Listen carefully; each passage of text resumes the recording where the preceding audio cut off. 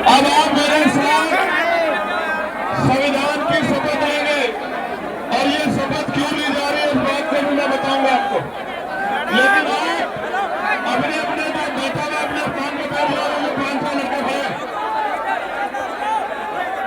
ये जो हमारे सिपाही वगैरह पकड़ के बिठा रहे नौजवान लोग नहीं बैठ रहे, हिम्मत करके पकड़ के बिठा दो, दिखाओ नहीं मारने की ताकत को, इनको नीचे पकड़ के बिठा दो। मैं फिर दोबारा कहूंगा, मैं पुलिस में गैर जिम्मेदार रवैया को भूलना नहीं और मैं फैसला आप लोगों ने किया। 5 लोग लगाए आप लोगों ने, 5 लोग आप नहीं जानते, जानबूझ के मुख्यमंत्री के इशारे पर आप हमारे सभा को डिस्टर्ब कर रहे हो। मैं ट्रेनिंग करता हूं मुख्यमंत्री को,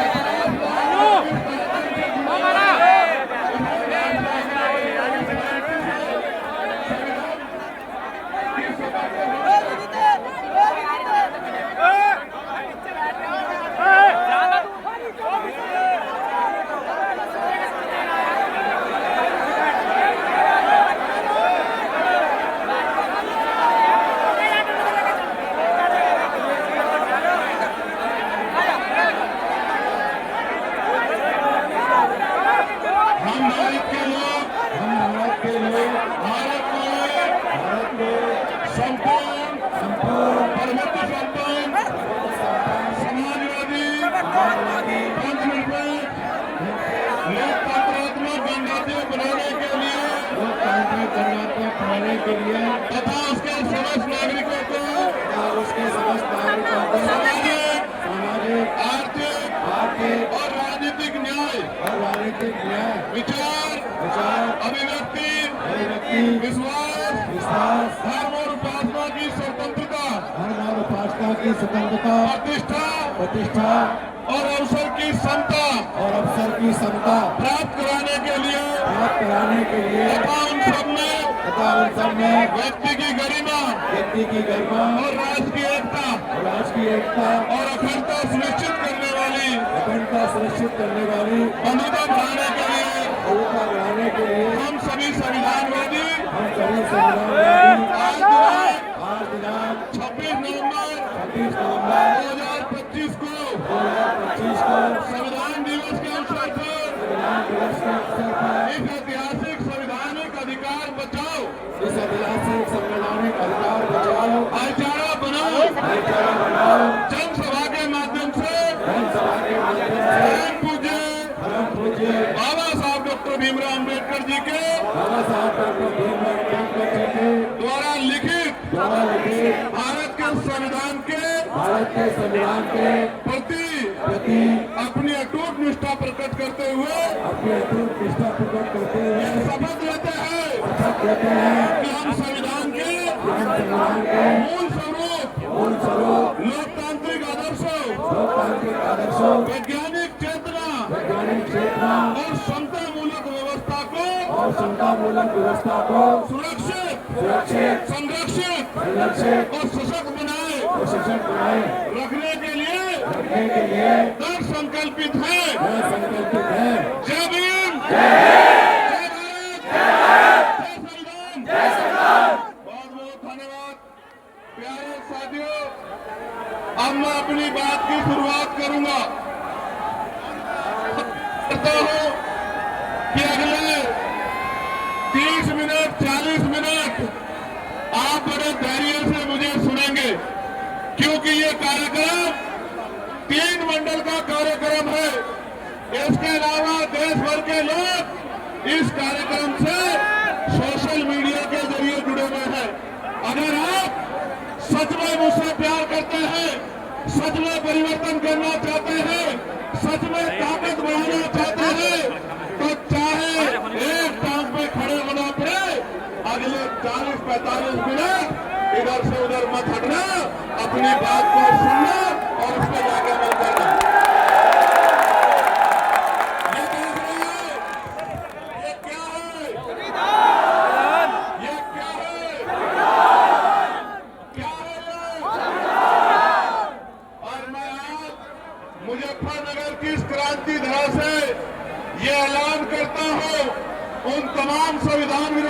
को, ताकतों को कि जब तक भीम आर्मी है, आजाद समाज पार्टी है, हमारे नेता है, हमारे पदाधिकारी है, भीम आर्मी आजाद समाज पार्टी के कार्यकर्ता है, न संविधान की तरफ आंख उठाने देंगे, न संवैधानिक मूल्यों को छूने।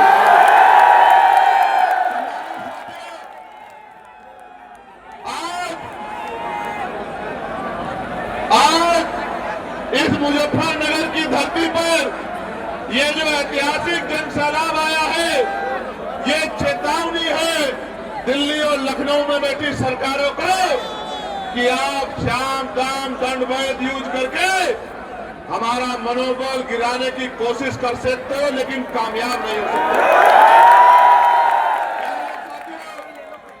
बहुत महत्वपूर्ण बात आपसे करनी है, बहुत महत्वपूर्ण, और एक एक बात आपके माध्यम से आज जिस चीज तक जाएगी उसको रात को नींद नहीं आएगी। मेरी बात को आप याद रखिए। मैं उन तमाम संतों, गुरुओं, महापुरुषों को नमन करता हूँ जिन गुरुओं, संतों, महापुरुषों ने अपने जीवन का एक एक पल लगा दिया इस भारत में समता मूलक समाज बनाने के लिए। मेरे भाइयों बहनों, आज जब आप घर से निकले, मैं माफी चाहता हूं आपसे, प्रशासन और पुलिस की गैर जिम्मेदारी की वजह से मैंने अपनी आंख से देखा 5-5, 6, 8 किलोमीटर से चल के मेरी माओं को, मेरी बहनों को, मेरी बच्चियों को, मेरे बच्चों को, मेरे भाइयों को, मेरे बड़े बुजुर्गों को सड़कों पे अपनी एनर्जी को लगाना पड़ा। मैंने आपके दर्द को देखा, मैं जानता हूं, मैंने अपनी आंख से देखा। अलमासपुर वाली साइड से जहां तक निगाह जाती थी, ये नीले झंडे वाले आजाद समाज पार्टी के लोगों का जन सैलाब था। इसलिए मैंने अपनी आंख से देखा कि मैं तो गाड़ी में आया, लेकिन मेरी बहनें, मेरी माएं, मेरे नौजवान साथी, बड़े बुजुर्ग कंधे पे नीला झंडा लेके और हल्के हल्के पैरों से एक एक घंटे में यहां पहुंचे होंगे। चिंता मत करो, आज की आपकी मेहनत खराब नहीं जाएगी मेरे भाइयों। आज की आपकी मेहनत एक नया सूर्य निकालने का काम पश्चिमी उत्तर प्रदेश में करेगी और रोशनी पूर्वांचल तक जाएगी और उसकी खबर दिल्ली तक जाएगी। मेरी बात को आप याद रखिए। महत्वपूर्ण दिन है, संविधान दिवस है, संविधान दिवस। और याद करो, संविधान से पहले अपनी जिंदगी और संविधान के बाद की आज की अपनी जिंदगी महसूस करो। अगर संविधान नहीं होता तो क्या इस प्राइमरी स्कूल के मास्टर का बेटा लोकसभा का मेंबर बन पाता? क्या बताओ? महत्वपूर्ण दिन है। इस दिवस पे मैं संविधान दिवस की 76वीं वर्षगांठ के अवसर पे आप सबको बहुत बहुत बधाई देता हूं। और मुजफ्फरनगर की क्रांतिकारी भूमि पर संवैधानिक मूल्य बचाओ, भाईचारा बनाओ अभियान के तहत संवैधानिक अधिकार बचाओ, भाईचारा महारैली में आप लोग पहुंचे हैं। और जितने कार्यकर्ता, पदाधिकारियों ने जो इस मंच पर बैठे, हमारे नेता जो नीचे वहां झंडा उठा के वॉलंटियर बन के काम कर रहे हैं, जो चौक चौराहे पर खड़े होकर अपनी पर्चे निकलवा रहे हैं, आज आपने मेरे ऊपर जो ऋण रखा है, जो कर चढ़ाया है, मैं चंद्रशेखर आजाद अपने पूरे आंदोलन की तरफ से, अपने नेताओं की तरफ से आपसे वादा करता हूं, जहां आपका पसीना पड़ेगा हमारा खून वहां पड़ेगा। कहाँ जा रहा है? चला के ना पता नहीं। और यहाँ तो आप अपने अपने साधनों से और एक एक पैसा जुटा के जिस तरह पहुंचे हैं, ये बात स्पष्ट करती है कि जब भी देश के संविधान पर आंख उठेगी, अम्बेडकरवादी सबसे आगे खड़े हो। साथियों, इस देश में दो ही विचारधारा काम कर रही है। एक फूले साहू अम्बेडकर पेरियार की विचारधारा, अम्बेडकर की विचारधारा, मामला रामचंद्र वर्मा चौधरी महाराज कहाँ जा रहा है? पीछे को देख ले, पीछे तो सुन ले, पीछे बढ़े यहाँ से। नारायण गुरु हटा बाबू पीछे हो जा। प्रसाद कुशवाहा की, संत रामदेव प्रजापति जी की, मान्यवर दीना भाना वाल्मीकि जी की, मान्यवर काशी राम साहब की, परमानंद लोधी जी की, माँ बिजली पासी जी की, अहिल्याबाई होलकर की, अवंतिका बाई लोधी की, छलकारी बाई की, माँ फूलन देवी की, तमाम महापुरुष जिन्होंने अपने प्राणों को बलिदान कर दिया, चाहे वो परमानंद लोधी जी हो या इस मुजफ्फरनगर में 2 अप्रैल 2018 को जब SC/ST एक्ट को बचाने के लिए आप सड़कों पर निकले थे।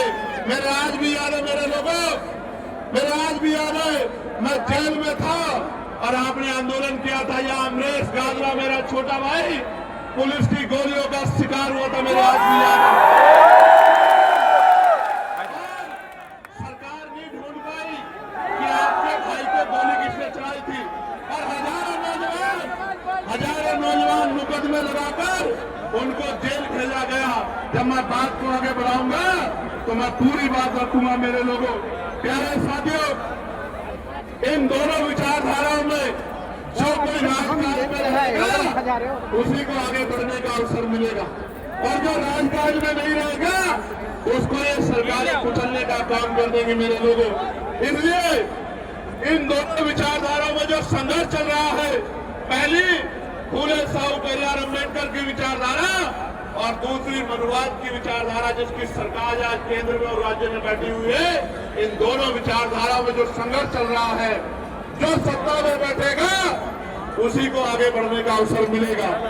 इस संघर्ष को, ये आज का संघर्ष नहीं है मेरे लोगों, इसके लिए तमाम महापुरुषों ने, महामानव तथागत बुद्ध से लेके जगत गुरु सतगुरु रविदास जी ने, गुरु कबीर जी ने और पता नहीं कितने संतों ने कुर्बानियां दी है और आज भी संघर्ष जारी है। हम लोग भी कुर्बानी के लिए तैयार है, लेकिन झुकने वाले नहीं है। मेरे लोगों, मेरी बात को समझिए, आप मेरी बात पर गौर करो। हमारे महापुरुषों ने संघर्ष की मिसाल को जलाया और आज भी इस संघर्ष की मिसाल को लेके हमारे लोग चल रहे हैं। मान्यवर काशी राम साहब ने, जिन्होंने इस आंदोलन में एक बड़ी लाइन खींच दी थी, हमारे महापुरुषों को का कारवा अपने मकसद में की ओर तेजी से आगे बढ़ रहा था, किंतु मान्यवर के बाद वह वही जिसका डर था, जिनसे संघर्ष था, उनसे समझौता हो गया और बहुजन को बना दिया सर्जन और परिणाम ये हुआ कि आज हमारा अस्तित्व भी खतरे में आ गया है। संविधान हमारे लिए कितना महत्वपूर्ण है, इसके लिए बाबा साहब ने हमें बहुत दिन पहले आगाह किया था। और क्या कहा था बाबा साहब ने? बाबा साहब ने कहा था कि मुझे मेरे जाने के बाद मरा हुआ मत समझना, जब तक संविधान जिंदा है मैं जिंदा हूं और हमें संविधान की रक्षा करनी पड़ेगी। मेहरबानी होगी अगर आप पीछे आ जाओ, आपकी नौटंकी की वजह से मुझे नुकसान हो रहा है।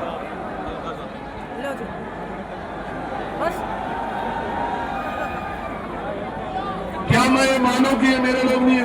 अब सबका होगा क्लास। फिर क्या है?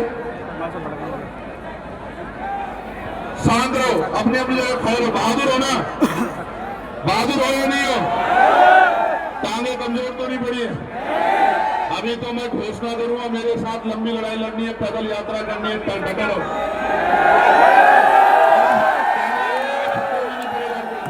ठीक है, कान खोल के सुनो मेरी बात को। नीचे कर ले, नीचे झंडा नीचे कर ले।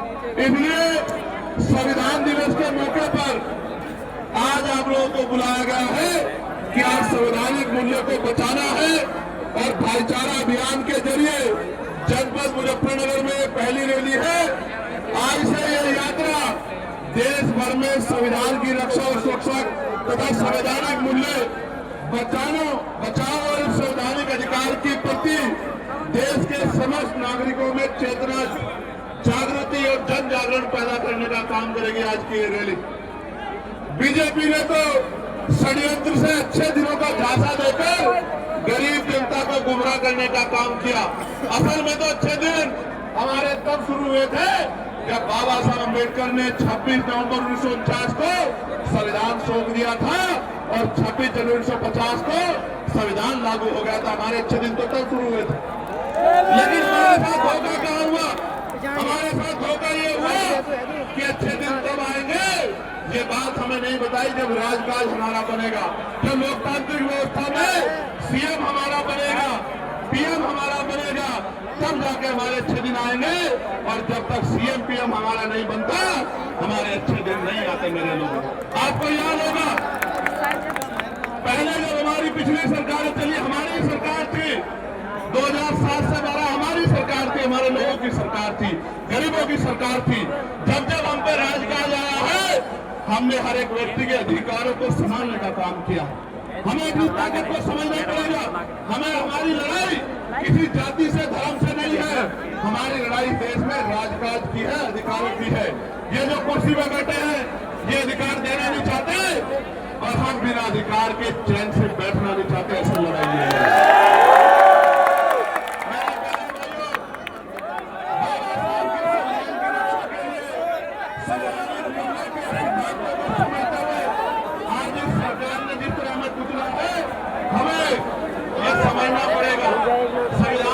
बोलने की आजादी देता है, संविधान तो आजादी देता है अपने धर्म को मानने की। आर्टिकल 25, 26, 27, 28, आर्टिकल 30 अपने धार्मिक स्वतंत्रता का हम लोग पालन कर सकते हैं। लेकिन आज कहाँ है स्वतंत्रता?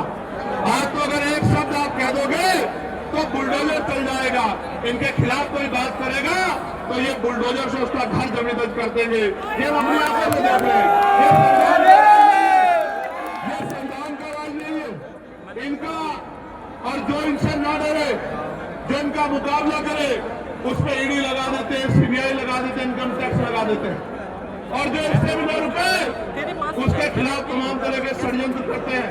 आज की ऐतिहासिक गवाही इस बात की है, लखनऊ और दिल्ली में बैठे हुए लोगों को बताना मैं चाहता हूँ, एक नहीं 1 लाख षड्यंत्र कर लो, अब ये गरीब किसी के बहकावे में नहीं आएगा, अभी अपनी ताकत बना के रखेगा। मुझे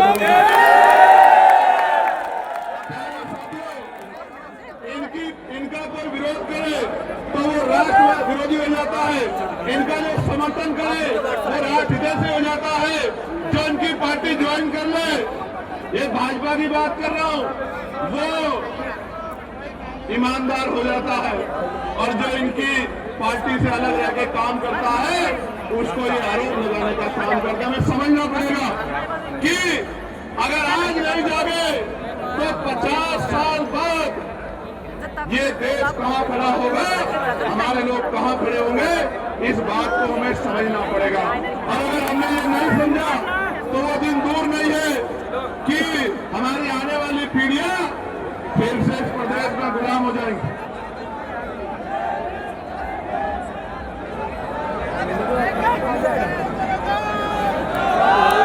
प्यारे साथियों, हमारी लड़ाई कोई साधारण लड़ाई नहीं है। मैं स्पष्ट करना चाहता हूं, हमारी लड़ाई किसी की पूंछ बनने की नहीं है, हमारी लड़ाई मूछ बनने की है। मूछ का मतलब स्वाभिमान सम्मान के जीवन की हमारी लड़ाई है। बहुजन समाज के मान सम्मान और स्वाभिमान की लड़ाई है। क्योंकि पूंछ कितनी भी लंबी क्यों ना हो, आप सब लोग जानते हैं पूंछ कहाँ लगती है, और मूछ कितनी भी छोटी क्यों ना हो, मूछ कहाँ से लगती है, आप इस बात को जानते हो। इसलिए मैं कहना चाहता हूं कि आपको सिर का ताज बनना है। मेरी माताओं बहनों, मैंने भी एक कमेरी माँ की कोख से जन्म लिया है। आप जैसी संघर्षशील माँ, एक माँ जो छुटमलपुर में रहती है, उसने मुझे जन्म दिया है। मैं विश्वास दिलाता हूँ, गौर से सुनना, ये आपका बेटा आपको विश्वास दिलाता है कि न मान सम्मान से समझौता करूंगा, न बिकूंगा, न रुकूंगा, न झुकूंगा, जब तक लहू का आखिरी कतरा है। मैं अपने समाज के लोगों से भी कहना चाहता हूं, आपको याद होगा दिल्ली के तुगलकाबाद का गुरु घर का आंदोलन, लाखों लोग इसी तरह रामलीला ग्राउंड में पहुंचे थे और जेल जाना पड़ा था। लेकिन संत गुरुओं महापुरुषों, मैं आपको भी कहना चाहता हूं, गुरु महाराज जी के बेगमपुरा राज का सपना और उनका दर्शन, रविदास मानो सुखी बसनु सुकर है दो ठाव, एक सु स्वराज माने दूसर मरगट गांव। इसका मतलब यह है कि सुख शांति का जीवन जीने के 2 ही रास्ते हैं। जीते जी सुख शांति मिलेगी स्वराज माने अपने राज में, और मरने के बाद मिलेगी कब्रिस्तान शमशान घाट में। तो मैं आपको भी कहना चाहता हूं कि आप इस अलग को घर घर तक पहुंचाओ और जो मुस्लिम समाज यहाँ आया है, मैं उनको भी कहना चाहता हूँ, जुल्म इतना बुरा नहीं जितना जुल्म के सामने खामोशी है।